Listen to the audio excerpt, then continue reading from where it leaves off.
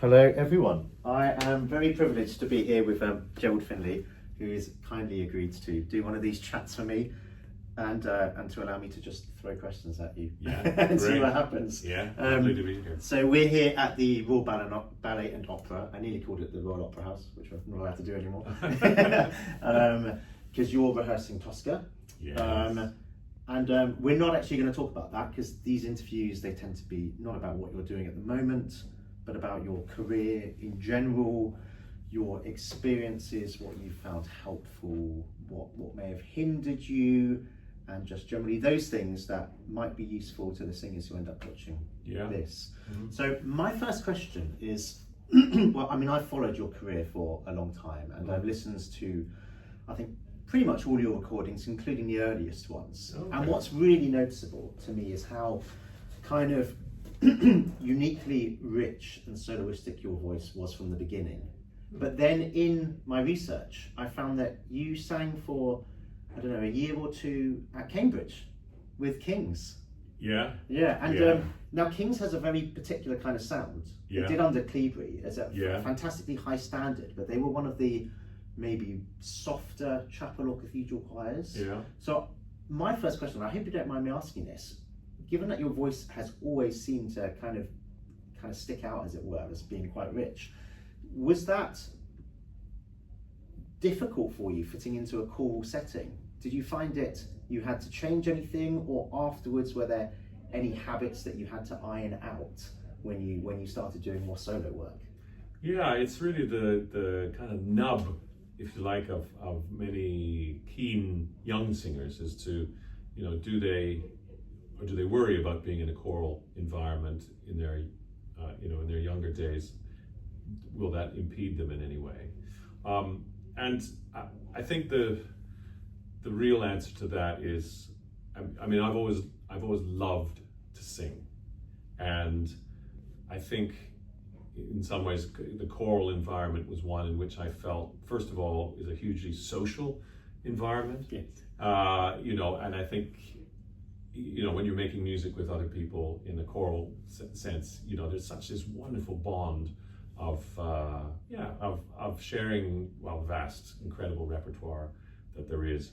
I began literally as a boy chorister in Canada. Okay. And so in a English cathedral style environment in a parish church in Ottawa, where I grew up, and basically was a choral person really right up until King's. I mean, that was my, I suppose I did have an ambition to be a choral conductor, because amazingly, my then,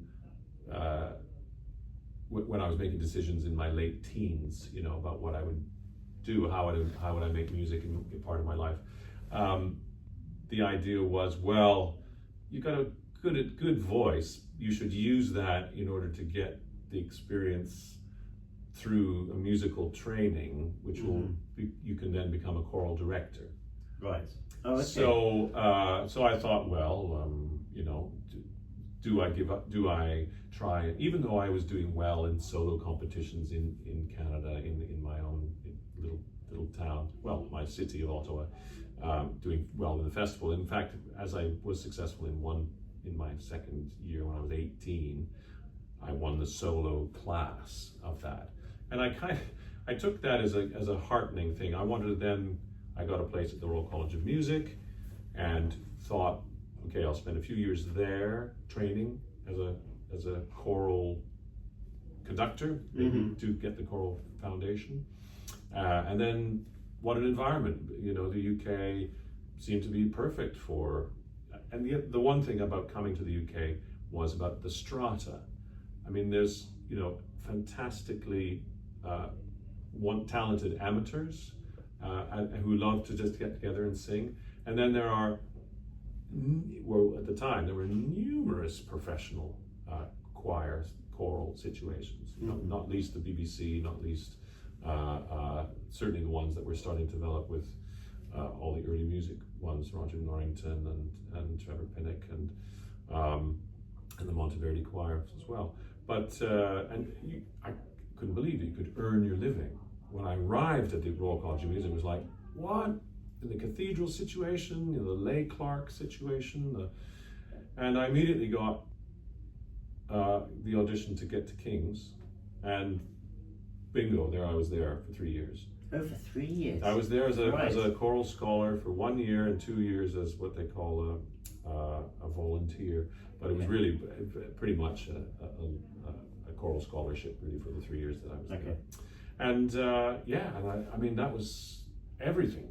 It was like paradise to be in that environment, and honestly, the professionalism of being in that environment, which is one thing which has been incredibly helpful in my singing career, is to be under pressure in big moments. Right.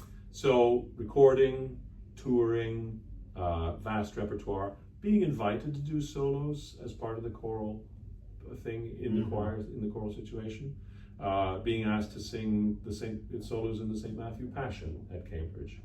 And at Cambridge, therefore, there was also this kind of idea that if you were in King's or St. John's or Clare or any of the, indeed I'm sure it's the same in Oxford, you were sought out to do solo repertoire, to do solos in other concerts that were going on. And really, for me, that's the key. It's experience learning through experience, and so being able to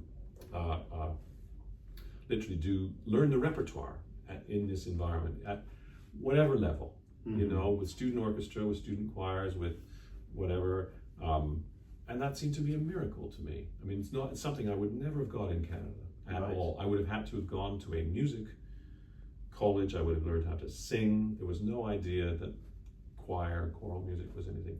And for me, the musical foundation, the professionalism, the appreciation of all that repertoire, and learning how to work both with orchestras, because we worked with orchestras, and various conductors.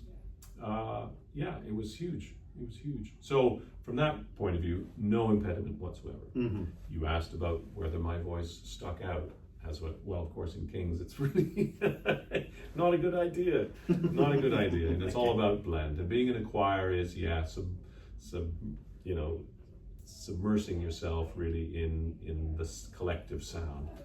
And yes, there are ways that you can produce sound as a singer, which do use a lot of the throat mechanisms for shutting down airflow and for limiting resonances and things like that. And that is a really tricky balance when you're in a choir. First of all, you get surrounded by the sound around you, and sometimes it's hard to just feel what you're doing yourself. And of course, for all those singers out there, of course, it's all about the feeling, isn't it?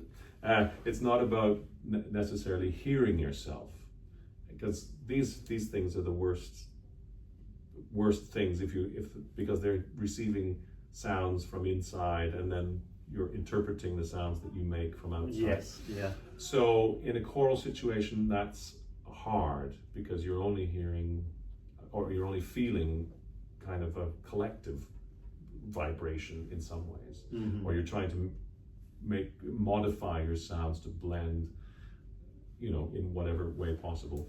So I have to say, we were offered singing lessons during the time, and that was helpful, because I kind of had a reground every week, as it were, in terms of what singing technically would be like as a soloist. I mean, it only really happened to me that the reason I stopped choral singing was because I felt I had reached that apogee really of experience. I didn't ever think I would sing in a choir that had the same kind of multitude of, and in fact I then got the bug, I think, of being a soloist. Okay, it's an easy bug to catch. Yeah. So my voice, yes, it was strong enough, it was secure enough, and it delivered kind of enough edge, I guess, in the solo moments. But when someone plays a carol service that I've sung a solo in, it's like, I had so much to learn. I can feel the tension in my throat, and you know, how, you know, always the services on Sunday afternoons were much better than the morning services on Sunday morning, because it was just, you know, trying to wake up and sing properly on a Sunday morning is just, particularly at university, is really not happening. No.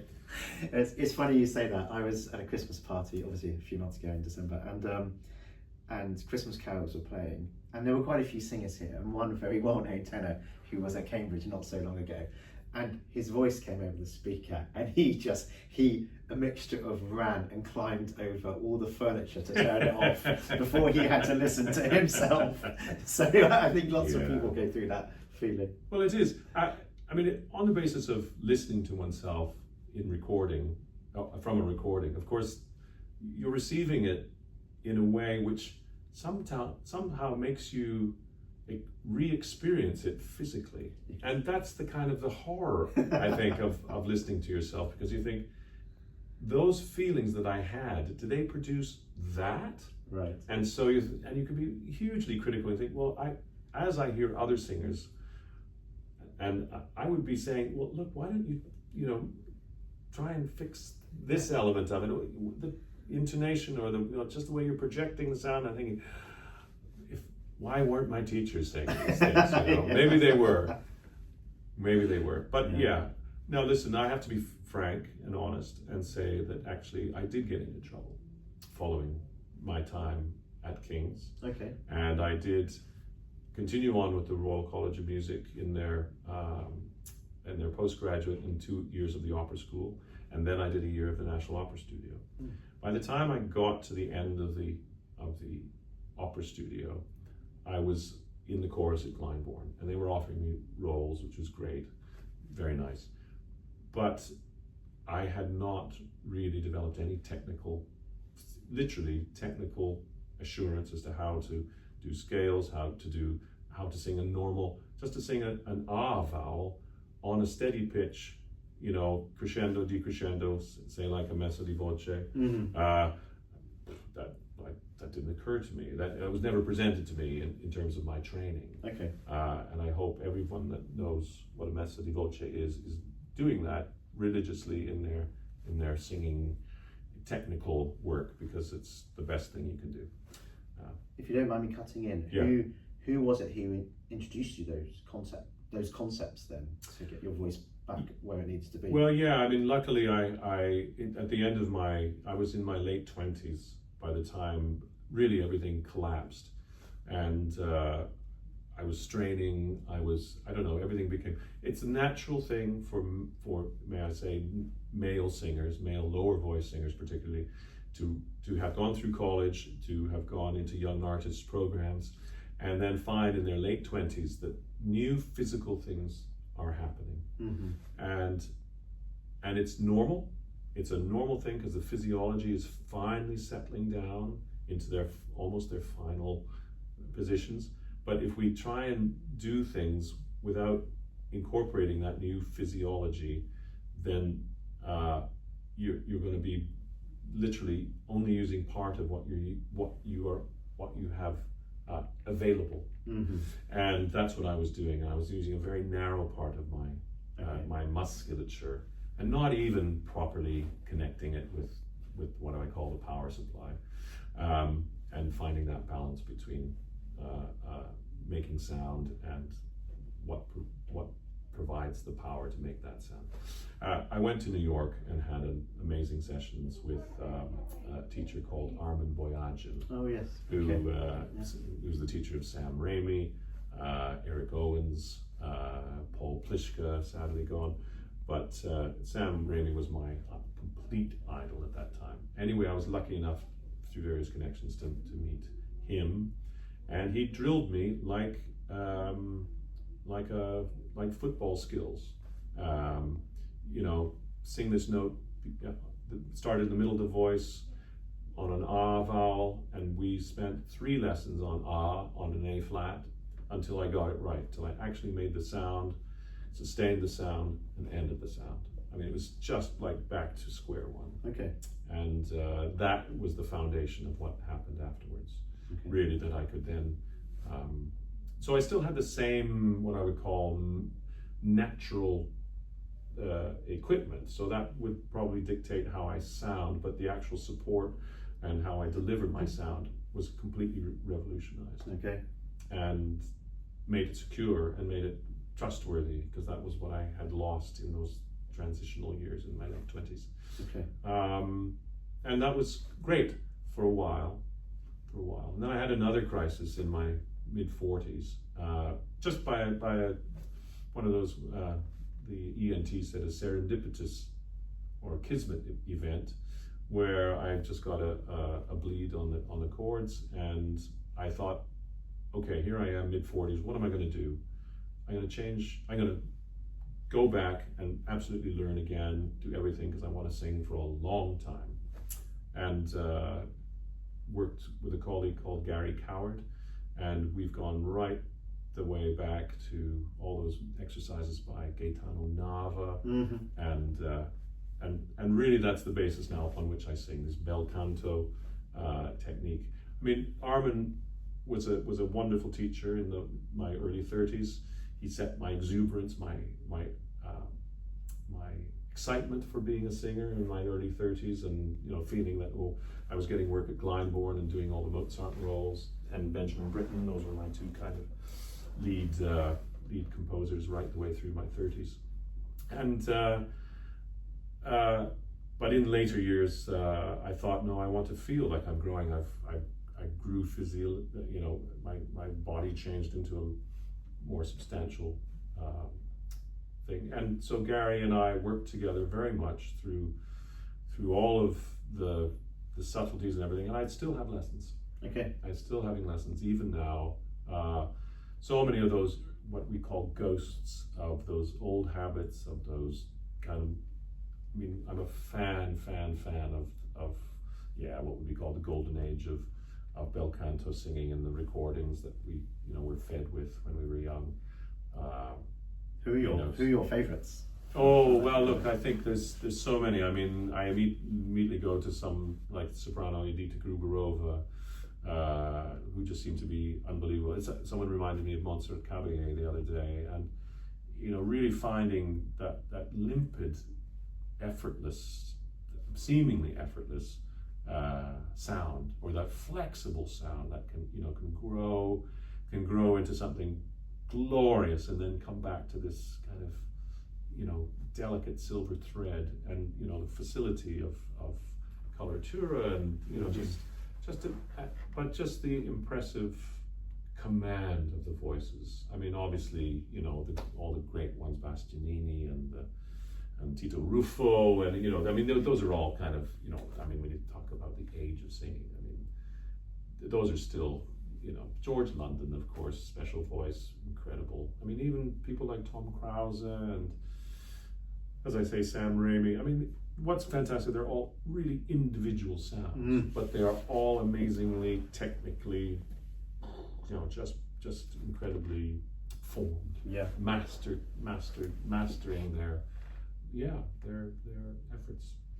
So you mentioned George London. Yeah. So I was listening to the recording you did last year of the Fliegende Holländer. Okay. And you've been singing Wagner for a while. You did Hans Sachs at Glyndebourne. I did. When was that? Was that almost a decade ago? Well, and more. I mean, Okay. my first version was in 2011, so that's 15 wow. years, Okay. practically. And then we revived it in 16, so that is a decade ago. And I did it in Paris in 16 as well. And I just did it in Madrid last year, and there are future opportunities as well. And it's like, I mean, as a gift of a role, I know one of your previous interviewees, James Rutherford, has looked at overseen the Wagner repertoire, and just done amazing things with it. I mean, and it's part of my repertoire now. And Hans Sachs was not meant to be the first Wagner role of mine. That was a big kind of. I think it was James's first as well. And it's kind of when you're looking at Wagner repertoire, you're going, okay, where shall I start? Not at Hans Sachs. And you know, there were obvious precursors that could have been helpful, Amfortas or even Corvinal in Tristan, but in fact those ones, you know, I've not done Corvinal. In fact, I've bypassed him, but they would have been helpful for me to really get to know the you know, the way in. Right. But just doing, you know, a 4.5 hour role, it was a bit.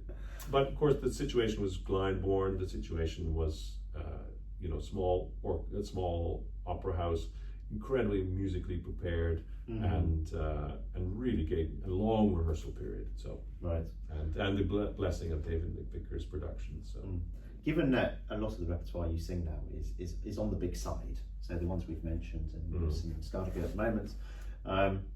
Did you find, as you went through this kind of constant monitoring your voice and retraining and then coming across kind of to what you called slight crises, did you find as you went back to basics and started to sort it out again, did you find your voice grew and that's why you've ended up doing bigger repertoire, or did it just happen naturally and you think you would have?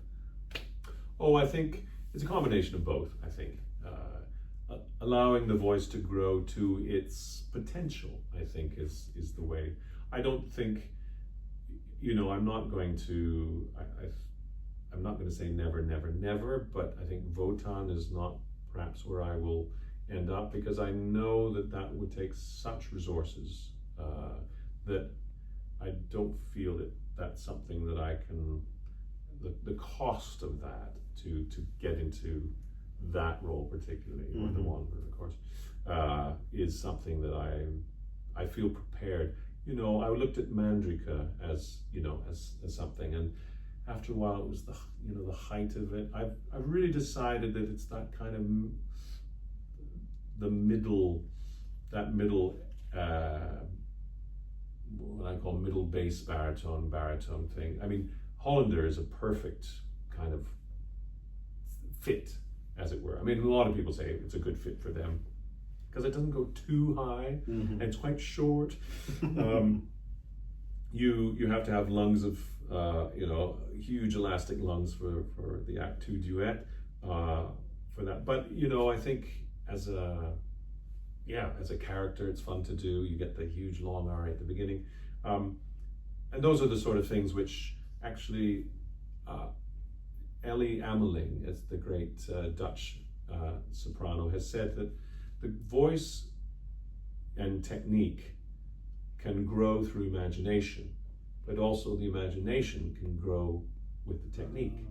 So that's kind of this idea that if you allow your literally the feelings inside you to, you know, demand of an expression from within, that you can then support in a good way, not by forcing but allowing the muscles to, because what we do is kind of, you know, extreme circus performance, really, with muscles that were never, I don't think, designed to do the duty, which is why if a lot of the duty is happening up here, that's why people come a cropper. So the idea of shouting with support is, I take it kind of, anyway, we can talk about various methods that use that kind of idea, but it's the idea of demanding through your emotion and then demanding through your physicality and trying to balance that demand. Yeah, I love the way you put that, because I've always believed that, of course, there's technique and it's very important, but it's only one side of it. If you don't have the emotional content, if you haven't done the work on the character and the text, no amount of technique I don't think will make your performance interesting, and it won't be really critical to an audience. It won't draw them in, and they certainly won't remember it in the way that if it has both involved. And that was going to be one of my questions to you. You're such a stage animal, and your performances are so convincing. Given that you came from a choral background, when did that start to set in? And was that because you just loved it and you got on stage and it just happened? Or were there particular people as well who helped you in that area? I think probably it was always, I mean, I realize now that within my genetics and ancestry that there were some theatrical characters. Okay. amongst my relatives and my ancestors. But I think, and yeah, I mean, just the joy, as I say, of choral singing was just to be among, wonderful social events as much as anything. I mean, I did make my opera debut at the age of 13, I think, as a child in Cavan Pag in Ottawa, all those years ago. And yeah, it was like electricity being on stage. I mean, I had no idea that you would do this thing that meant you stood by yourself and, had these incredible emotions pour out of you. I was in the chorus, as I would have been in Ottawa for a festival opera presentation, and the great Canadian John Vickers was on stage singing German in Queen of Spades. And honestly, being at the back of the stage as a member of the chorus and hearing him sing at the front of the stage, facing outwards into the auditorium, was louder than anyone around at all. And the concentration that he had was electrifying. Wow. And I mean, that was like, wow, what's that about? I was too young really to meet him, but it was a moment of real kind of a voice, and a performer can deliver that electricity into a room pointing forward, and you experience it behind. That was incredible. So yeah, I mean, I did drama at my last year of high school, and I took part in plays in Cambridge that were fun to do, and then given the opportunity at the opera school at the RCM was really fun, and I felt it was pretty natural too. But the main thing I have to say is that I wanted to always be convincing as a character, but also have almost the real feelings of that character as part of my projection. And that, that's both a hindrance, as I said, if you put too much emotion in the throat, in the singing of it, wear your emotion in your throat, then that can be unconvincing. And if you have too much concentration on your technical thing, because that's what the composer wrote, and you don't find a way to deliver it emotionally, with an emotional backing, that can sound false, because it's just showing off in a funny sort of way. So I have never, I mean, yes, I'm impressed in colleagues that do have those power notes or those impressive things, but unless I really hear the emotion that drives them, that carries that emotion, I'm not as impressed. Okay. I don't know what age you are, and I'm not going to ask either, but you've obviously been singing at kind of the top of the industry for many years, and I imagine you have many years to go as well. Do you ever think about what comes afterwards when you decide that's enough? Do you think you'll be giving a lot of master classes or passing on your knowledge to younger people, or is singing and performing everything for you? I know you do a lot of master classes, and I've seen you, especially during the COVID era, I saw you here on stage being master classes being sent out, and I think I saw you in one at the RCM a few years ago as well. Is that something that you would do more of, or do you just see that part of your general career?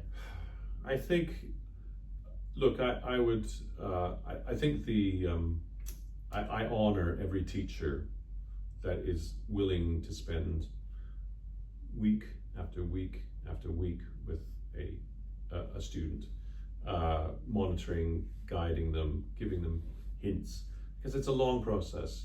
Learning to sing is a long process. In the masterclass situation, it's kind of interesting, because I was never a fan of masterclasses when I was a student at all, because I thought, well, it's more to do with the profile of the master. They spout things which you find it very difficult to take on in that instant. Normally you're tired, because you've been doing all sorts of other things, and just they arrive at the moment that you're feeling your most vulnerable and really nervous. and really nervous. And and so what I try and do, what I really want to encourage in my encounters with any singer, even older ones actually, is to reinforce the idea that they're individual, and that they have an individual gift, and that they have their peculiarities, if you like. And so that if we discover something that wants a bit of work, then I'll just say, take that to your teacher. That's your studio work. I'm not intending to try and, it's really just it's kind of like a clinic, really. And in some ways, I would rather call them singing clinics than master classes, because it actually makes it a kind of a mutual combination of responsibility. When the singer takes on a few ideas, perhaps is presented with really you ought to think about how you're breathing, literally, or how you're making that sound. Ask your colleagues, or your pianist colleagues, or your coaching people, or even your teacher. Use their ears for, is this a better sound like this, or is this a better sound like this? Because as I say, it should be done on feeling, and sometimes getting a new feeling out of a singer. That's the most kind of, think about that, using that in that context, or, and so I'm really happy to enable new thoughts, new approaches, and commend where good work is happening as well. Look, there's so many coachings that young singers get these days. There's always lots of information coming in. I know that my one encounter with them is so brief and so minuscule that actually they may not remember it. The one master class that I ever had was with Canadian famous Verdi baritone called Louis Quilico, and I was with 3 others, and he listened to us all sing, and he just said, "Well, this is all ridiculous." He said, "None of you know how to breathe. None of you know how to breathe." He was right, but that's all he said.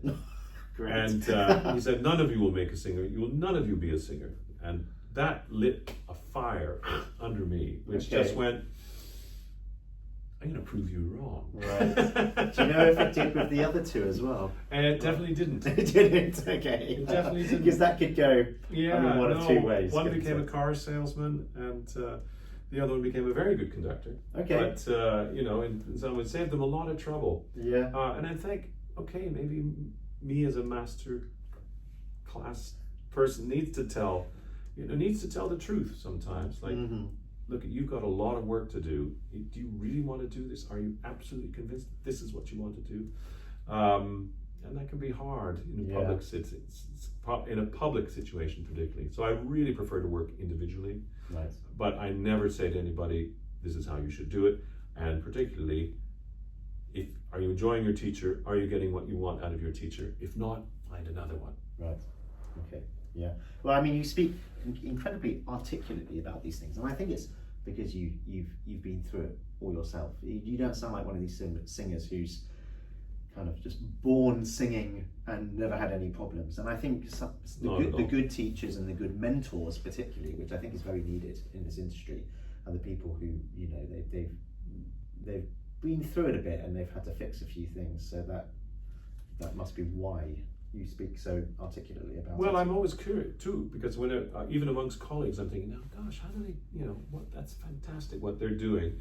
What is it that they're doing? And even the great young ones that are coming up through, I'm thinking, okay, they figured out this bit, but have they really, if there was, I mean, I'm not one of those ones that says, you really ought to try. I mean, everybody's, we're all very, well, I'm very discreet, I hope, in terms of, if someone asks me, of course, I'll offer. Sure. But the trouble is that everybody knows that everybody has an opinion. Yes. So it's really, yes. hey, anyway. I was watching an interview with Robert Merrill ages ago, and he said that he was on stage, and it was towards the end of his career. I think even towards the end of his career, he was sounding absolutely phenomenal, and he was with a very good young singer, and he said, this guy's got a great voice, but he's kind of pushing. And I'm just going to say, maybe you're singing wonderfully, but maybe leave this particular role, because it's fiendishly difficult, just for the later years. There are lots of smaller roles where you can make just as big an impression. And this young singer just kind of looked at him sideways and said, why do you say that? Are you jealous? and Robert Merrill in the interview just says, I never again offered any advice to anyone. And I can understand why that might have put him off slightly. Yeah. I mean, you talked about, you know, what my expectations are for going forward, and it's I really want to sing as well as I can for as long as I can. I'm kind of blessed with a good physical. The toll on my voice has not been as great as I might have expected for the amount of time I've been singing. But I absolutely think that, you know, if you're singing well, if one is paying attention to literally the kind of subtleties of physiology and new things, and singing healthily is really, you know, the best preservative there is. Okay. Obviously, I'm not going to be singing Guglielmo anytime soon. Or someone said, "What about Papageno again?" I'm thinking, oh, well, okay, well, one could.